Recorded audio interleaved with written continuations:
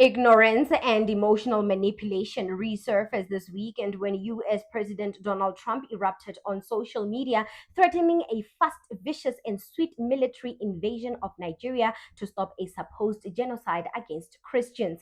The statement was as dangerous as it was absurd. Trump went on record saying he's instructed the Pentagon to prepare for possible military action in Nigeria. He claimed, without verified evidence, that the Nigerian government allows the killing of Christians and warned that if that continues, the US will act fast, vicious, and sweet. He also said all US aid to Nigeria could be cut off immediately. And when reporters asked if American troops could actually land in Nigeria, he said, and I quote, could be, other things. It's the kind of statement that's both vague and dangerous because when a superpower like America hints at intervention, the world listens. We have no fear of whatever Trump is doing on the other side. All I can promise you is where we started and where we're going. And your children's education, the path to Nigerian recovery, we are on it. Go home, be assured. Don't let anybody threaten you of any uncertainty. We are certain we are going to succeed. If Trump had paused to consult the US military, which has spent years partnering quietly with Nigerian forces against Boko Haram and other insurgents, he might have learned that Nigeria's conflicts are real, but they are not religious wars.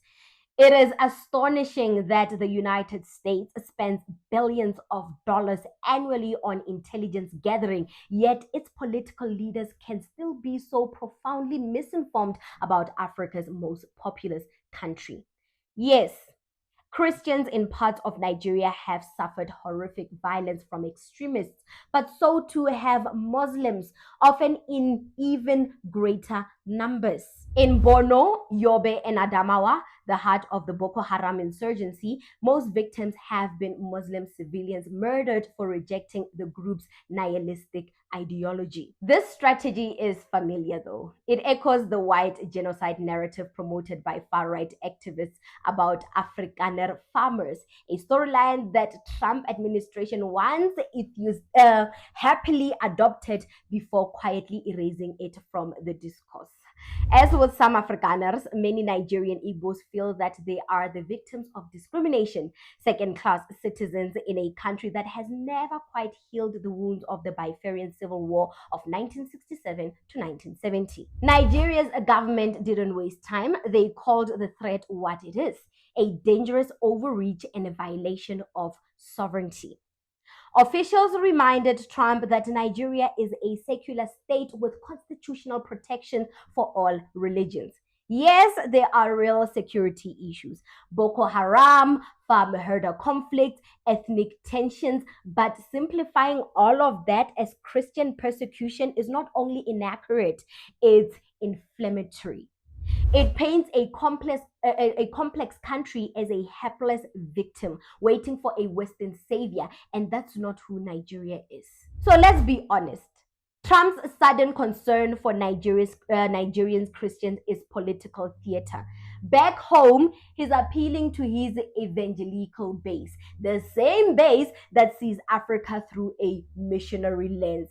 We must save us. They need us to be their guardian angel. But this time, that rhetoric risks creating real instability. Nigeria isn't some failed state waiting to be rescued. It's Africa's largest economy, a global oil supplier, and a key diplomatic player. A US military invasion, even if symbolic, could send a dangerous message that Washington, D.C. can still dictate what happens on African soil. This moment is about more than Trump. It's about how Africa's image gets weaponized for global politics. When violence happens in the US, no one says America persecutes Christians. But when it's Africa, suddenly the narrative is simplified to religion, chaos, and saviors. And that's what's happening right now. A Western narrative being used to justify power. It's a reminder that African countries, we must strengthen the media. We must strengthen our media, our diplomacy, and our storytelling, because if we don't, these people will keep telling the stories for us. Just like the white genocide claims, just like Libya, when they lied that Libya is, Muammar Gaddafi, yes, Muammar Gaddafi of Libya is a dictator and abusing his people, when in reality, Muammar Gaddafi wanted to establish the Central Bank of Africa and backed it with the Africa's resources, natural reserves. It was going to be the most powerful bank in the world. Africa was going to be the most powerful continent in the world, well developed, sophisticated, and America couldn't have that. The Western world couldn't have that. So they colluded together. They colluded together, and NATO was like, "Hey, let us keep going. Let us go there and bomb these people." They created this big propaganda, made it seem like, oh, Muammar Gaddafi is abusing these people. They can live. They can live. Let's go save them. What happened after they saved Libya? Look at Libya now. It's tormented by lawlessness. People are losing lives. People are being kidnapped. People are being traded like it's nothing. So this is what's going to happen in Nigeria.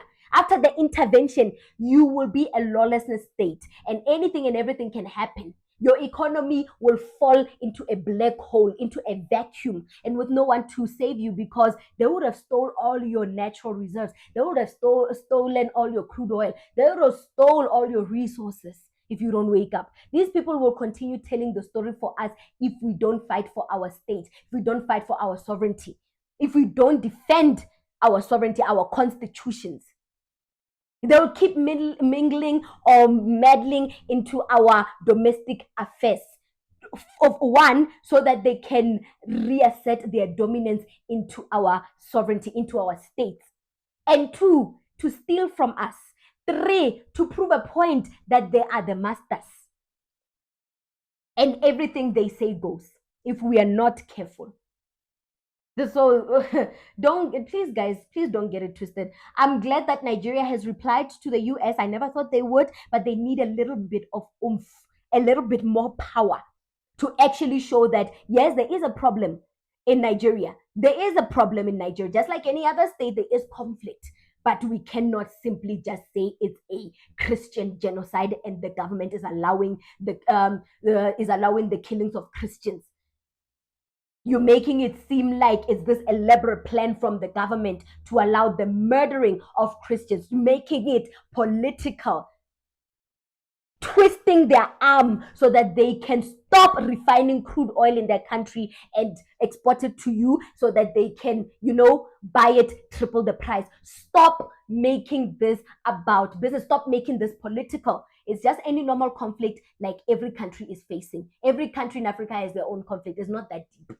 It's really not a mountain out of a molehill, guys. They must stop making it a mountain out of a molehill. I am really, really pissed. We must get hold of our media. We must take control of our freedom. They'll keep telling the stories for us so that they can gain economically at our expense. We build Rome. They want to keep coming back here and treating Africa as their own personal piggy bank. They want to keep funneling in our resources, establish a foothold in our sovereignty, in our state, in our political, domestical constitution. Yes, in our domestical problems. So yeah, at this point, I'm losing the right word. And I'm domestic policies. Yes, I'm losing the right words because I have so much to say. I have so much to say, and I can't find the words for it because I'm emotional. I'm emotional. We are being toyed with, and in 2025, we're still going to sit there and take it? As the youth of Africa that has found their voice, are we going to sit there and take it? No. What do you think about this segment? Comment to us in the comment section below. Don't forget to like and share the broadcast. Subscribe to our YouTube channel. Hit that notification bell so you don't miss these groundbreaking conversations right here on the African Diaspora News channel.